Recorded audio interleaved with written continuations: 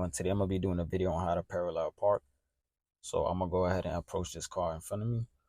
I'm gonna approach it slowly and I'm gonna be about 2 feet away to 3 feet. You don't want to be too close or too far. And I'm gonna line the back bumpers. Unless it's the same car, then you can line the side mirrors. Alright, so I'm gonna go ahead.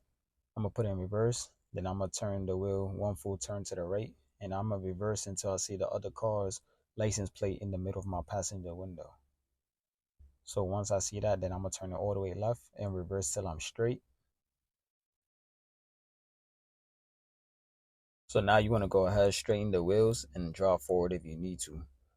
If you don't, you could just leave it like that. I'll show you how the distance from the curb. So you don't want to be too far or too close. So that's about the right distance you want to be. Few tips: when you're aligning the car, you want to make sure you're not too far or too close, because if you too far, it's gonna be really hard to park right. And if you're too close, it's the same thing. And make sure you can see the curb in your mirrors so you won't hit that curb. Yeah, that's about it. Thank you for watching. Like, comment, subscribe for more.